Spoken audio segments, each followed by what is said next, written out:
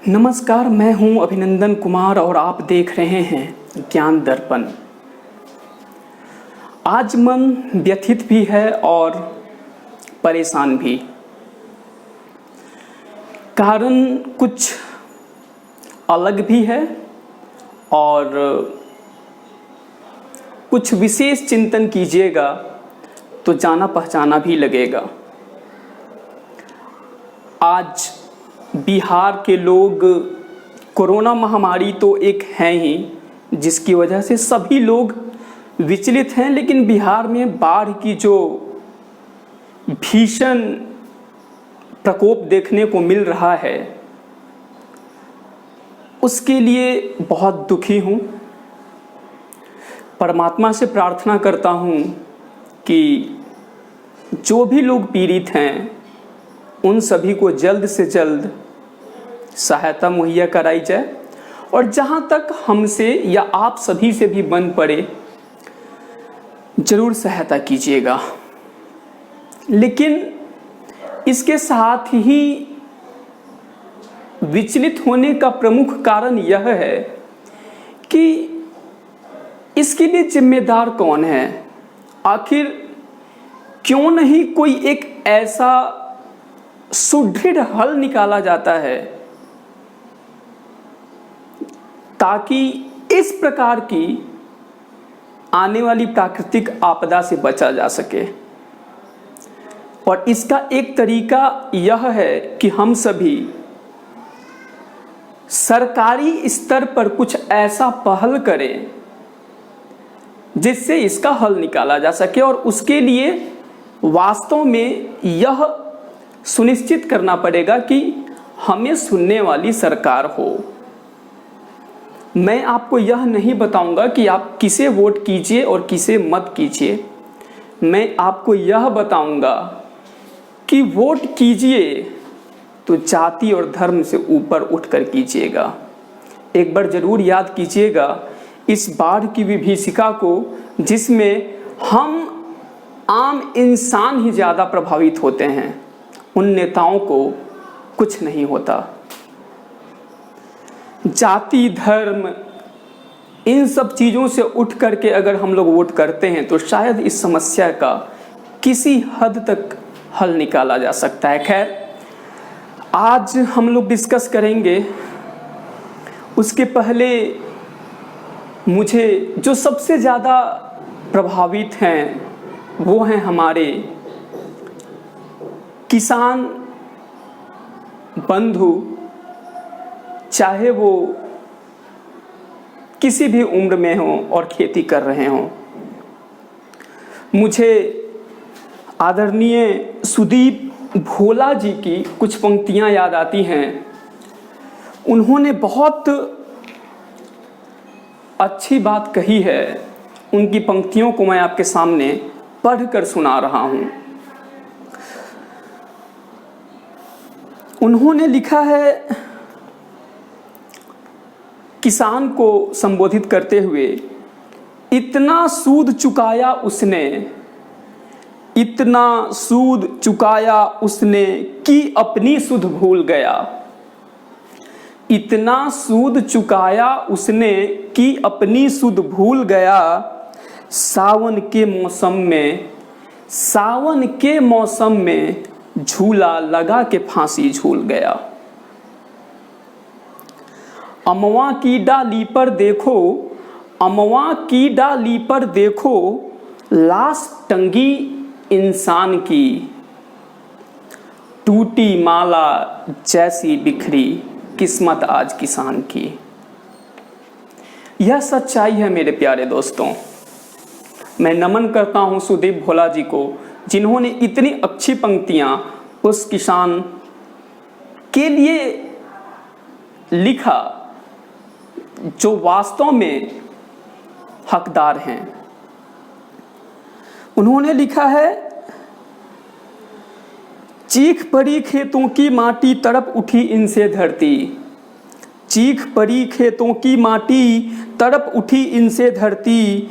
बिना कफन जब पगडंडी से गुजरी थी उसकी अर्थी। और और वही विदा हो गया जिसे चिंता थी कन्यादान की, टूटी माला जैसी बिखरी किस्मत आज किसान की। मेरे प्यारे दोस्तों, हाँ, मैं इतना अवश्य कहना चाहूँगा कि अगर आप सभी किसी ऐसे स्थिति से गुजर रहे हों जिसको आप चाहते हो कि इसे जनता के स्तर पर लोगों तक पहुंचाया जाए ताकि आपकी आवाज़ सुनी जा सके, तो आप वीडियो रिकॉर्ड करके मुझे सेंड कर सकते हैं। मेरा ईमेल आईडी है abhinandankumar abhinandankumar@gmail.com। चलिए आज का वीडियो हम लोग डिस्कस करेंगे कंपाउंड इंटरेस्ट, चक्रवृद्धि ब्याज। जैसे ही आपको और खासकर किसी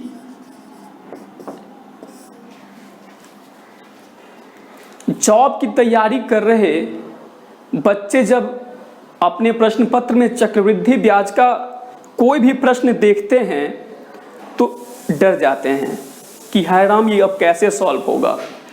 क्योंकि यह सत्य भी है कि अगर रेगुलर तरीके से हल करने की कोशिश कीजिएगा तो बहुत लंबा चला जाता है।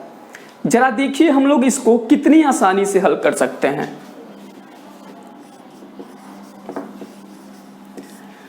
चक्रवृद्धि ब्याज निकालने के लिए मैं आज आपको बहुत आसान सा प्रश्न के माध्यम से उसको बना करके भी दिखाऊंगा कि आखिर किस तरह से हल किया जा सकता है। आज हम लोग परीक्षाओं में मैक्सिमम 4 साल तक का चक्रवृद्धि ब्याज पूछा जाता है। अगर आप इस फॉर्मूले को यूज कीजिएगा कंपाउंड इंटरेस्ट निकालने का,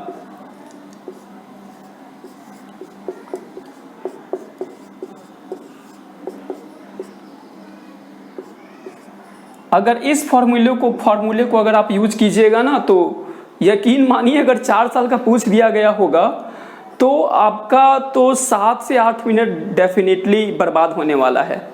लेकिन हम इस फॉर्मूले का यूज ही नहीं करेंगे।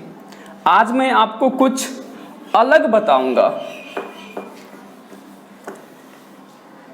हम लोग शुरू करेंगे 2 साल से, क्योंकि याद रखिएगा हमेशा 1 वर्ष का चक्रवृद्धि ब्याज और 1 वर्ष का साधारण ब्याज बराबर होता है। तो अगर आपसे 1 वर्ष का चक्रवृद्धि ब्याज पूछेगा तो साधारण ब्याज भी निकाल सकते हैं बहुत आसानी से और आप हल कर सकते हो। लेकिन देखिए, पहले मैं प्रश्न लिखता हूं, उसके बाद आपको बताऊंगा कि कैसे हल होता है।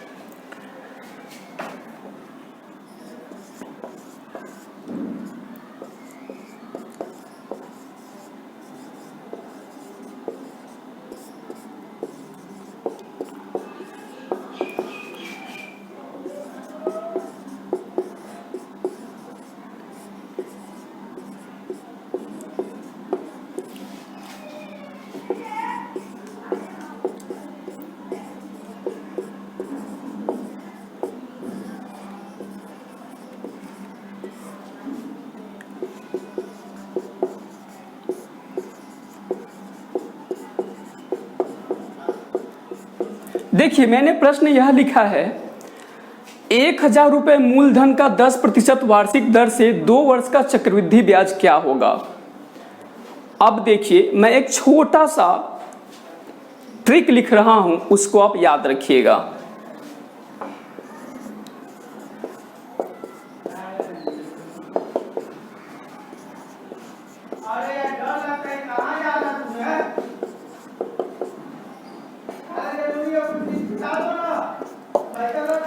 दो वर्ष के लिए है 2:1, 3 वर्ष के लिए है 3:3:1 और 4 वर्ष के लिए है 4:6:4:1। देखिए, अब आप कहोगे कि ये क्या, ये फालतू की चीजें मैं आपको बता दिया। जी नहीं, ये फालतू की चीजें नहीं है, बस यही तो हमारा आज का ट्रिक है। 2 वर्ष के लिए मैं क्या लिखा हूं, 2 वर्ष के लिए मैं लिखा हूं 2:1, 3 वर्ष के लिए लिखा हूं 3:3:1 और 4 वर्ष के लिए लिखा हूं 4:6:4:1। मुझे कितने वर्ष का चक्रवृद्धि ब्याज यहाँ पूछा गया है, 2 वर्ष का। तो आप जो फॉर्मूला याद किए हो ना बचपन में स्कूलों में, उसको भूल जाइए, बस इसको याद रखिए 2:1। आपको कुछ नहीं करना है।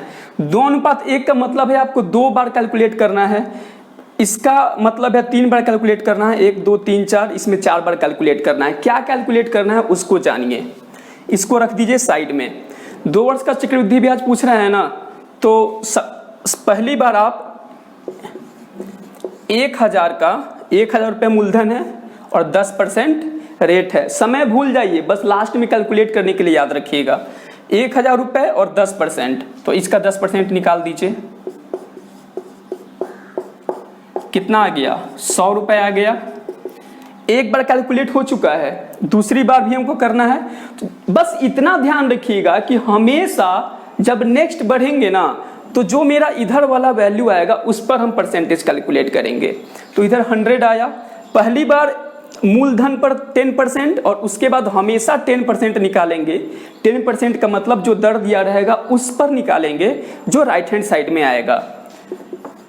100 का 10% कैलकुलेट कर लीजिए, तो आपका कितना आ गया, 10 रुपीज। देखिए ये मैं सॉल्व कर रहा हूँ आपको समझाने के लिए, इसलिए समय लग रहा है, ये दिमाग में करने वाला है। तो बस आपका आ चुका है चक्रवृद्धि ब्याज। अब आप कहोगे कि कैसे आ गया है, 100 रुपये, ये 2 से, पहली बार वाले को कितने से मल्टीप्लाई करना है, 2 से, इंटू 2 200, और फिर 1 से इंटू 1, कितना हो गया, 10।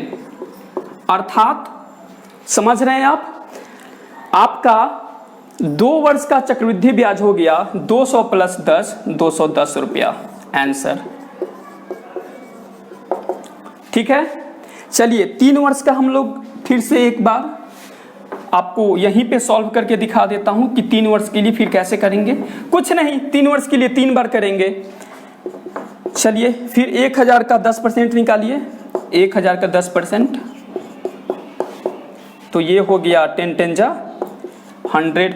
फिर से निकालिए 100 रुपीज, 3 बार निकालना है यहाँ पर, क्योंकि 3:1 है, 1 2 3 3 बार 3 टाइम्स है। फिर 100 का 10% निकालिए, 10 रुपीज आया। फिर 10 का 10% निकालिए, 1 रुपीज आया।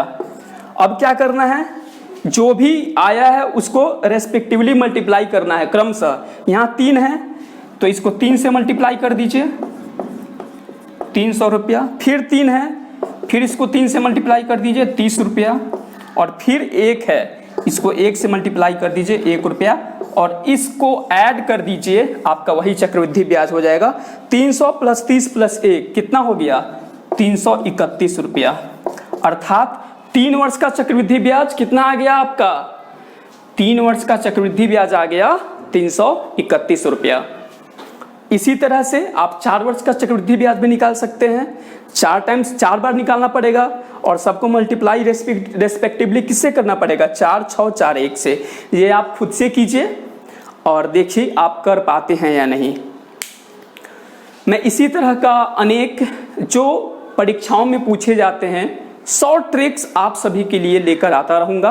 अगर वास्तव में अगर आपको प्रॉफिट हो रहा है, इस चैनल को सब्सक्राइब कीजिए, अपने दोस्तों के साथ शेयर कीजिए और ज़रूर सब्सक्राइब कीजिए। धन्यवाद।